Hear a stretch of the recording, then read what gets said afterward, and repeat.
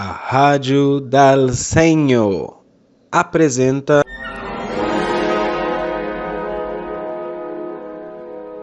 Prazer, Vila Lobos.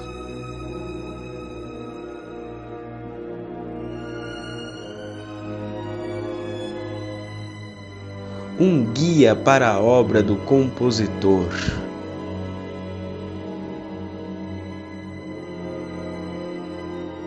Pesquisa, comentários e apresentação: Gustavo Guiral.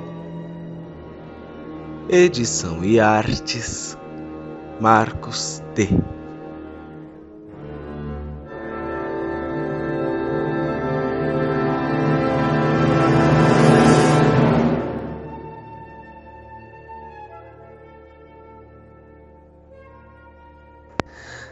Salve, salve, caro ouvinte! Sinta-se vivamente bem-vindo à nossa Rádio Dal Senhor e ao nosso primeiro programa.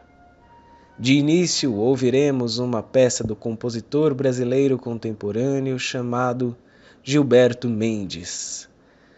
Trata-se de uma obra composta para coro, intitulada Motê em Ré menor, sobre o poema Beba Coca-Cola, de Décio Pinhatari. Esse poema foi publicado em abril de 1957, no suplemento dominical do Jornal do Brasil. Apropriando-se do famoso imperativo no slogan do refrigerante, o texto aproxima as palavras Babe, a beba, e Caco, a coca, até concluir o desenvolvimento de sua crítica desfigurando o nome da marca do refrigerante, Coca-Cola, em cloaca, ou seja, a cavidade em que são excretadas fezes e urinas, como se o texto, se lido do início ao fim, percorresse o trajeto da bebida desde a boca até a sua digestão. Ou má digestão, mais propriamente dizendo. Não em vão estampado em uma página de jornal, entre anúncios, o poema lá acaba funcionando como uma espécie de contrapropaganda que zomba da linguagem marqueteira e seus contumazes comandos ao leitor consumidor. Vinculado ao movimento concretista, o poema vale-se de recursos visuais profundamente intrínsecos ao seu sentido e calcula o geometrismo da disposição de cada palavra, todas elas impressas em fonte tipo futura extra bold. Como de praxe no movimento, o poema admite leituras interessantíssimas em todos os sentidos em que for lido, da direita para a esquerda, de baixo para cima, etc. De tal sorte que também pode ser compreendido de maneira inversa, como se da excreção, começando pela cloaca, fosse percorrido o caminho até a fabricação do refrigerante ou de sua propaganda. Por essa razão, deixaremos o poema em nossa tela. De qualquer forma, passo a sua leitura no sentido mais convencional mesmo, da esquerda para a direita e de cima para baixo. Beba Coca-Cola, babe, cola. Beba, coca, babe, cola, caco, caco, cola, cloaca. Uma década mais tarde, em 1967, Gilberto Mendes compõe seu Motê em Ré menor para coro comum a 4 vozes, soprano, contralto, tenor e baixo. Se o poema de Décio Pinhatari fazia às vezes de um contra-anúncio, agora terá a oportunidade a música de encorpar uma espécie de contra-jingle para incrementar a crítica à publicidade e ao refrigerante, símbolo do capitalismo, ainda conservando a multiplicidade de leituras possíveis, mas também acrescentando ruídos próprios a beber refrigerante, como um estalar de línguas, exclamações, até um arroto. Em entrevista ao jornal USP, Gilberto Mendes diverte-se, afirmando que se trata do, cito, primeiro arroto solo da história da música universal. Fim da citação. O compositor posteriormente considerará a sua obra um rap polifônico. À época de sua composição, ainda não havia rap. Porém, a história da música popular foi aproximando-se de seu famoso moteto. É rap porque, além de suas explícitas conotação crítica e intenção agressiva, não tem variação melódica para muito além da própria entoação natural da fala, em uma sequência rápida de palavras. E é polifônico porque há 4 vozes, conforme dissemos: soprano, contralto, tenor e baixo.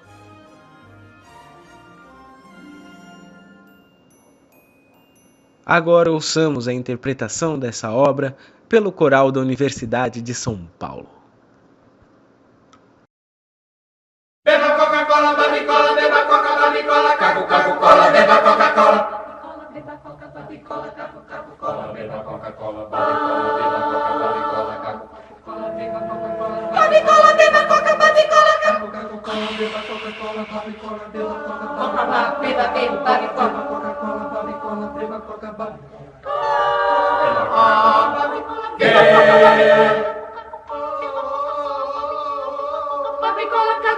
Cola, beba Coca-Cola, babicola, beba Coca, babicola, caco, caco, beba Coca-Cola, beba Cola, babicola,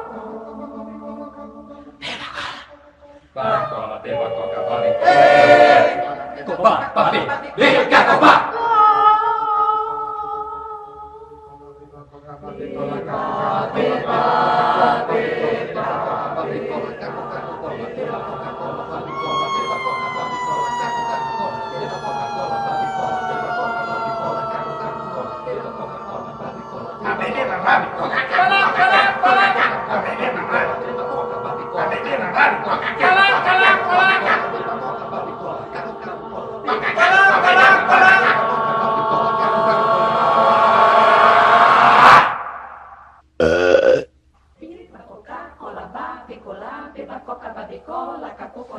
Coca-Cola, babicola, beba Coca, babicola, beba Coca, babicola, Coca, babicola, Coca-Cola, beba Coca-Cola, babicola,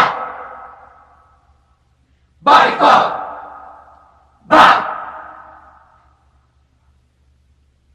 babi, cloaca, cloaca, cloaca.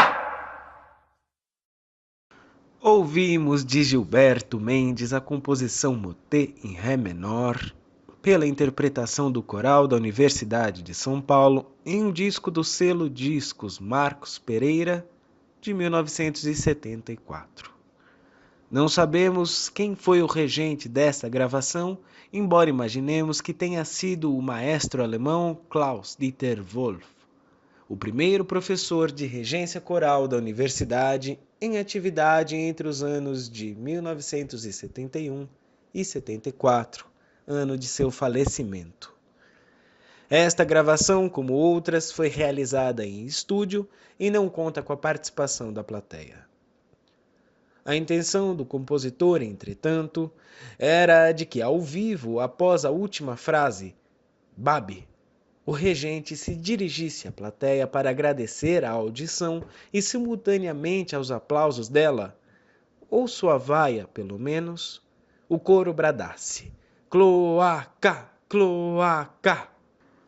Sobre o moteto, o próprio compositor dedicou alguma atenção no webdocumentário nomeado 90 anos, 90 vezes Gilberto Mendes, a qual reproduziremos a seguir. E por falar em músicas minhas, assim, as mais populares, sem dúvida nenhuma, a mais popular coral é o Beba Coca-Cola, que na verdade não é esse o título é Motê em Ré menor. Em Ré menor porque começa, quando as 3 vozes entram, forma um acorde de Ré menor, só que depois acaba tudo isso, se fixa numa corda altamente dissonante, mas o começo é em Ré menor. Como eu chamei de moteto, de motet, eu pus em francês, até motet em francês, em Ré menor. Porque nesse tempo eu cantava muito no Madrigal. Eu fui cantor de coral, né? Cantei no Madrigal Arzil há 10 anos, sob a regência do Cláudio de Trevoso. Quando eu aprendi muito música, analisei toda a Idade Média, toda a Renascença, cantando ali, né?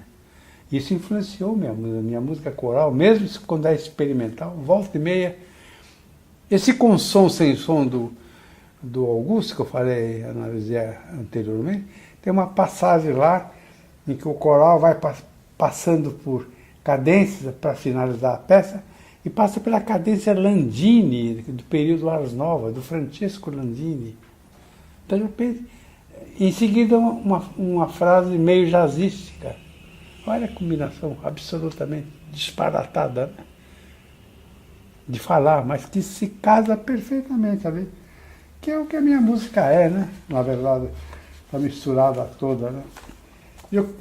E quando eu estava falando aqui do Beba Coca-Cola, e também eu fiz logo em seguida o Nasce e Morre, que foi uma peça a mais experimental que eu fiz, né? Realmente, depois explicarei como ela foi. Então eu quis fazer uma peça mais coral, normal, 4 vozes, né? Mas também não quis fazer uma coisa tão assim, né? E o experimentalismo dela está em que ela é em cima de um acorde, né? Esboça-se o Ré, né? Menor, né? Tanto que a peça chama de motet em Ré menor. Mas depois a quarta voz que entra destrói, dá uma dissonância com esse Ré menor aí.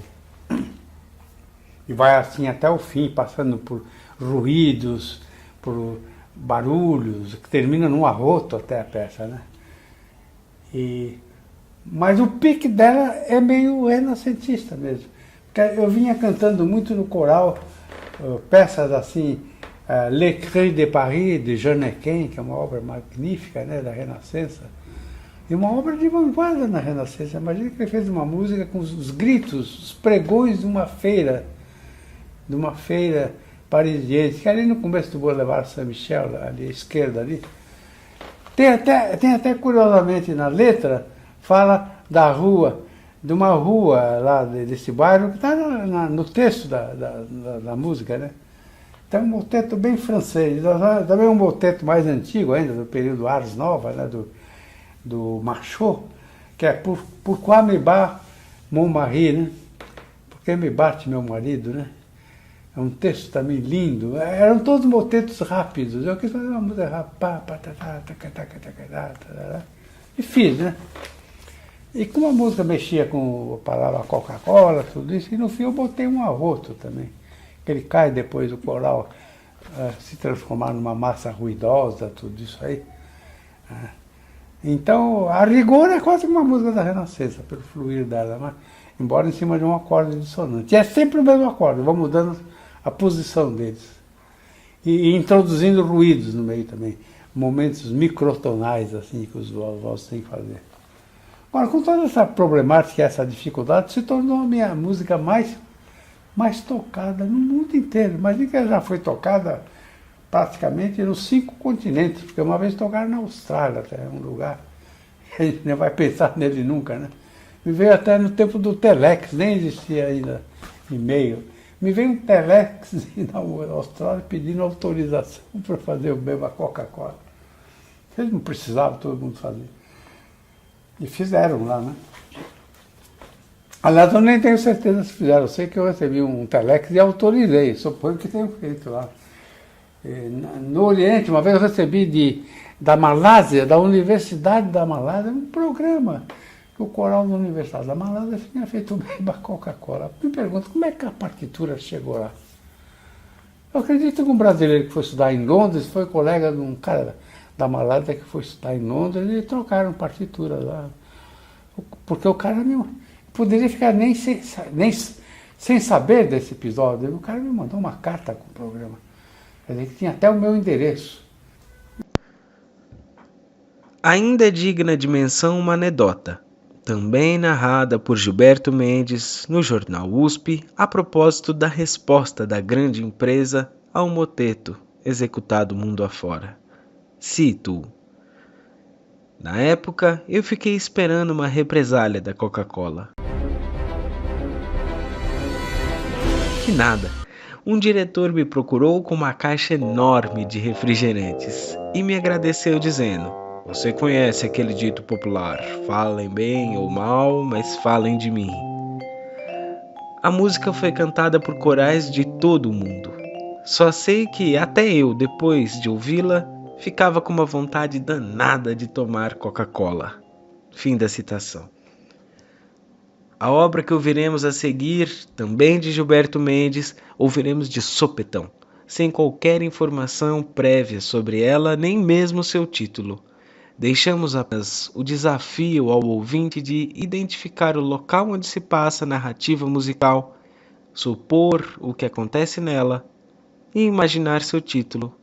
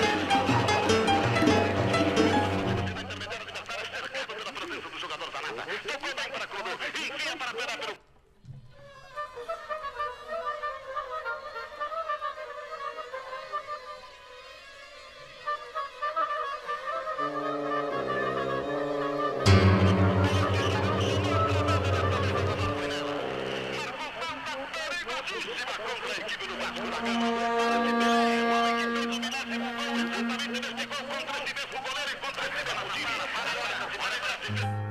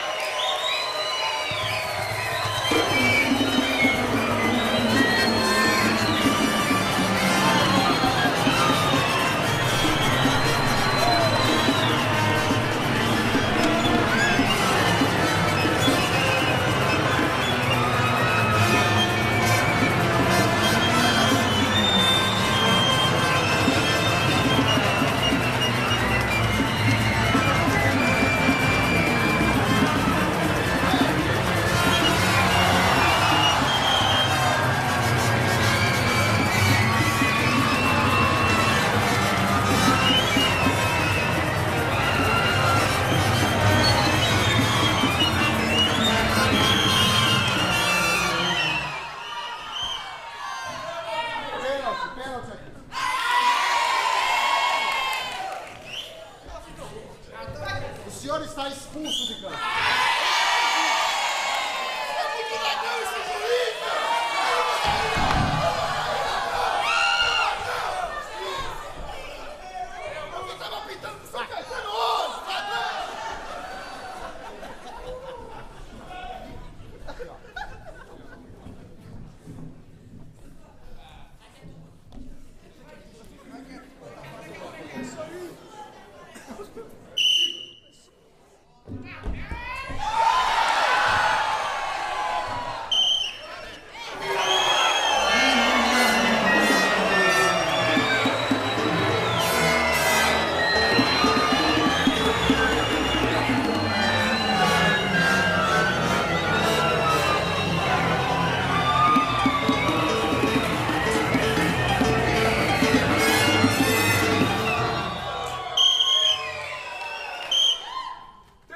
Terminada a partida.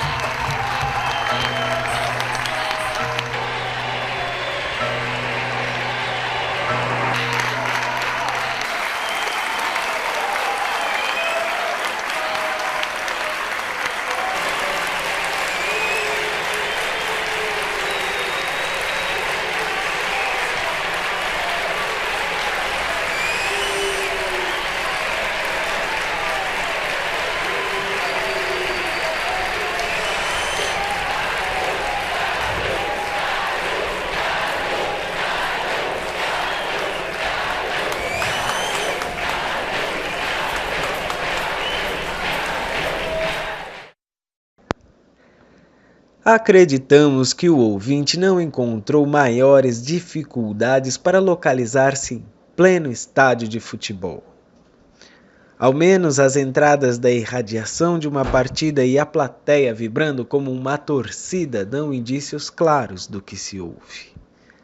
Tendo em mente que Gilberto Mendes é nascido em Santos, litoral paulista, fica mais fácil de conjecturar o título da peça. De 1973, seu nome é Santos Football Music. Na gravação que acabamos de ouvir, ela foi interpretada pela Orquestra Sinfônica Municipal de Santos, sob regência de Luiz Gustavo Petri, com o auxílio do compositor. A gravação foi extraída do documentário Gilberto Mendes, Uma Odisseia Musical, de 2005, dirigido por Carlos de Moura Ribeiro Mendes.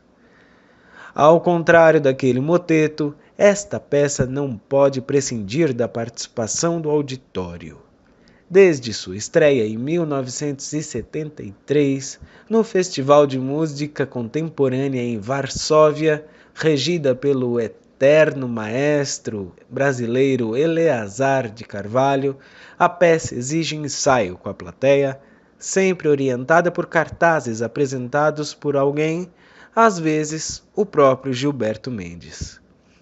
Santos Football Music começa com o piano sozinho soando sua região grave e também a aguda, ora simultânea, ora alternadamente, ora o mesmo acorde, ora suas variações.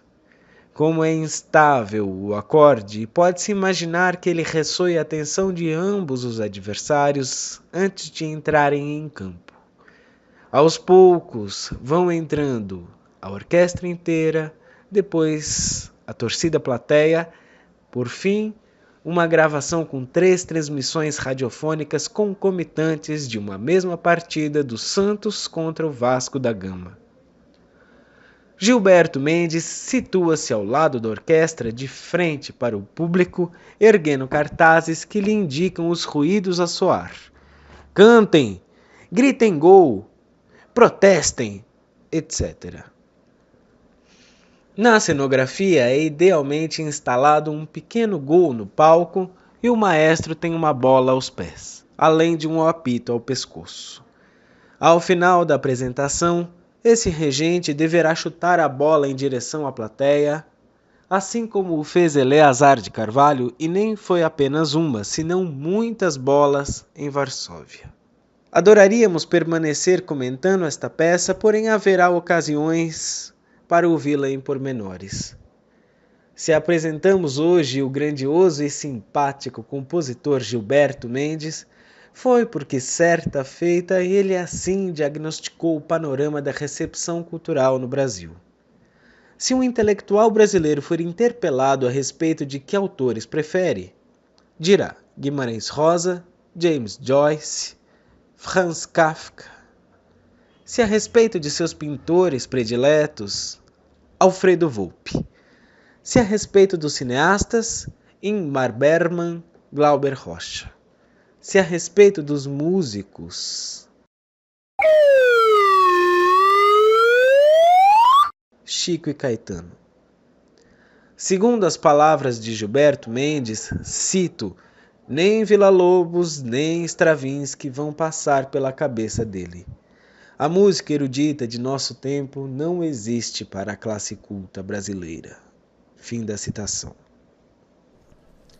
Mendes certamente não tinha qualquer intenção de ajuizar ou reprovar as obras de Chico Buarque ou Caetano Veloso.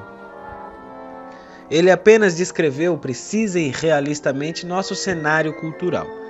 As massas no Brasil consomem Paulo Coelho, as elites Guimarães Rosa. As massas consomem Romero Brito, as elites Alfredo Volpi. As massas consomem Hollywood e as elites Bergman. Na música, as massas consomem algo como um funk carioca, sertanejo universitário e forró brega. Já as elites, também música popular, mas em outra direção, de Chico Buarque a Almir Sater, de Caetano Veloso a Cássia Eller. Por essa razão, e sem criticar nenhuma dessas produções culturais, Gilberto Mendes apenas reivindicava algum espaço de circulação para a música clássica aqui, no Brasil. Insistimos que não se trata de escalonar nem de hierarquizar. Não queria Gilberto Mendes, nem muito quereríamos nós afirmar que a produção erudita seria mais interessante ou sofisticada, tão pouco que deveria substituir a produção popular. Longe, muito longe disso, Somente imaginamos que seria divertido abrir mais um espaço para ouvirmos música clássica. Ou mais precisamente, um espaço para podermos transitar da música popular para a clássica, sem que a passagem precise ser muito chocante ou traumática. Portanto, nossa rádio não se dedicará exclusivamente à música clássica, mas sim à transição auditiva da música já amplamente conhecida para outra, menos conhecida ou até talvez totalmente desconhecida. A música erudita, como qualquer música, não se presta muito a explicações. O regente brasileiro Roberto Minchuk costuma comparar a tarefa de explicar uma música a alguém à de explicar o que é feijoada para um estrangeiro. A exposição normalmente deixa a desejar, e certamente jamais será capaz de propiciar os prazeres de um clarinete ou de uma calabresa. É preciso experimentar. Como os temperos da música erudita são bastante exóticos ao nosso paladar musical comum, não custa descrever bem os ingredientes, seja para que acabem mais minuciosamente degustados, seja para lembrar-se do que não provar pela segunda vez. O ouvinte talvez esteja encucado. Esta nossa primeira série aqui da Rádio Dalsenho é dedicada a Villa-Lobos e até agora nada de Villa-Lobos. Concluiremos este programa erguendo uma ponte desta introdução para a série propriamente dita por meio de mais uma peça de Gilberto Mendes intitulada Viva Villa, dedicada ao centenário de nascimento do maior compositor das Américas.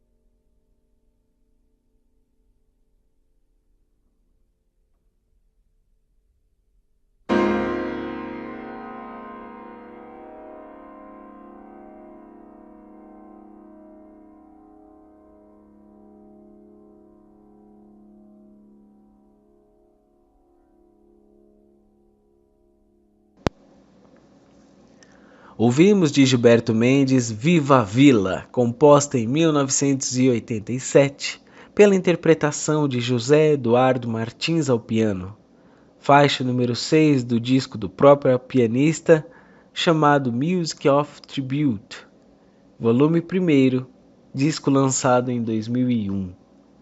A peça inspira-se em diversas obras de Villa-Lobos e em particular em suas cirandas. Para encerrar o programa, ouviremos uma delas, a de número 7, intitulada Chô Passarinho. Mas antes, digamos de uma vez por todas aquilo que é necessário dizer em canais do YouTube e que costuma ser dito a exaustão. Toda a gente sabe e sabe bem melhor do que nós a importância de cada curtir. Aliás, que palavra curtir! Saiba o amigo ouvinte que, por até meados do século XX, curtir significava simplesmente expor a carne ou o couro ao sol, em líquido ou com sal, para amaciar este ou conservar aquela. Como principalmente os nordestinos conheciam bem a fragilidade de nossa pele humana exposta ao sol, a palavra curtir, por dedução, passou a significar também sofrimento. Só mesmo muito recentemente, por uma curiosa transformação semântica, a palavra passou a significar seu contrário: prazer, proveito, deleite. Pois bem, curtir, em qualquer sentido que seja, não é exatamente apertar um botão. Gostaríamos nós, da Rádio Dalsenho, que o ouvinte de fato curtisse nossos programas, acendendo um charuto ou cachimbo, abrindo vinho ou cerveja, fazendo aquilo que melhor lhe apetecesse, apreciando todas as músicas. Para além disso, apertar o botão curtir seria uma delicadeza encantadora de sua parte, amigo ouvinte, uma vez que contribuiria imenso para difundir este nosso canal. Não se costuma mencionar, mas o amigo ouvinte sabe e quão bem sabe que há o botão de descurtir. E também ele é importante. Ambas as manifestações do ouvinte serão levadas em consideração, sobretudo se elas vierem acompanhadas de comentários que explicitem, afinal, do que se gostou e do que não se gostou em determinado programa. Por fim, também é possível inscrever-se no canal em botões que vocês novamente saberão localizá-los melhor do que nós. Pessoalmente, nós consideramos algo agressivos os comandos em todo o vídeo, em todo o canal do YouTube reclamando os tais likes e as novas inscrições. Por essa razão, pelo menos em princípio, nós não insistiremos nesse sentido, apenas confiamos que sabem guiar-se pela internet da melhor maneira possível. Quando sugerirmos coisas dessa natureza para você ouvinte, gostaríamos de ser os mais discretos e delicados possível. Se não conseguirmos, alerte-nos. Agora sim, enfim, começa nosso precipício pela obra de Heitor Villa-Lobos. Já nos despedimos, agradecendo tanto a sua presenteira companhia por hoje. Faísquem festas para o seu fim de dia e fiquem com a ciranda número 7, Chô Passarinho, da obra Guia Prático, de Heitor Villa-Lobos, interpretada por Sônia Rubinski ao piano, 15ª faixa do disco Villa-Lobos Piano Music, volume 1º, lançado em 1999.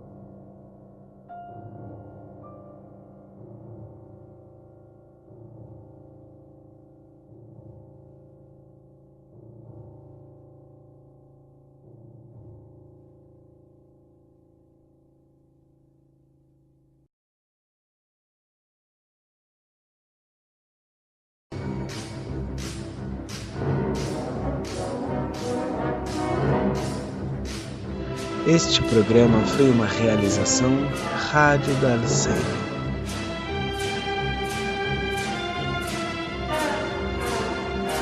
Na apresentação, Gustavo Guirão. Na edição, Marcos T. E na audiência, você, amigo ouvinte, a quem agradecemos pela companhia e a quem aguardamos para o próximo encontro.